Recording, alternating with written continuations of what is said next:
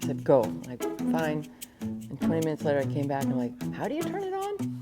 The first time I had a camera in my hand, I really thought I knew what I was doing. You know, I thought, if I can show people the way I see the world, I can make a difference. When I developed the roll of film and looked at my images, I realized I had a lot to learn. Yeah, the first time I got a camera in my hands was not pretty, as was the second and the first 150 times. The first photograph I took in that roll of film was this, as I saw, this giant rabbit. When I got the pictures back, it was like, little tiny rabbit in a frame that no one could see. I just aimlessly would wander around and take pictures of nature without really knowing everything that I wanted to capture about nature. But I knew that kind of nature was where I liked it, so I just started taking pictures of it. I would point the camera at what I was looking at, and I knew what I wanted to convey, but it took me a little bit of time to get to that place.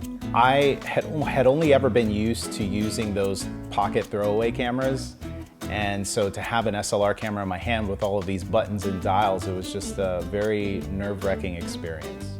I studied art in high school and then a tiny bit in college, and it was such an amazing way to express myself, but I always felt like I was left out. I was never really pushed or compelled as I was growing up to really exercise my creativity. I wasn't out in the ocean with my friends when they were surfing, or in the mountains, or in social settings where I could use that art, and that was what was so unique, was just feeling that weight, you know, that piece of metal sitting there in your hands and knowing that you could take this wherever you wanted to. It could be as mobile as you want it to be. And ultimately, when I graduated from university and I decided that I wanted to travel, and I felt that photography was going to be that conduit, it was right at the right time where digital cameras were just starting to become really affordable. It made it very easy to pick up one of those cameras and start to get a feel for what it was like for me to kind of capture the world around me. I was carrying a camera for my ex-husband, and I snapped a few shots. This was an FM2 Nikon camera, really, really old. This is 30 years ago. One of those images became the iconic image of a museum exhibit in Houston for Indigenous people, and it was credited to him. And so when I saw that photograph printed the size of the building with a credit for somebody else, I went, oh, I really want that credit to be mine.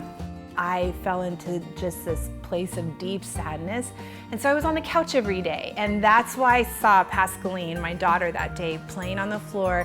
And I just remember thinking, okay, I know the reality is I can't hold on to Aiden's life, but there's something right in front of me that I can hold on to, and I could do that if I knew how to take a photo. I had come back over winter break from university, and I went to B&H here, and I bought like this cheap Pentax, photographed in a park right outside my dad's apartment in Queens. I don't know what I was looking for. And so I tell people all the time that I did not find photography. I really feel like photography found me, and then it healed me. I knew that there was this feeling of that this was the right thing for me to do, that I finally found something.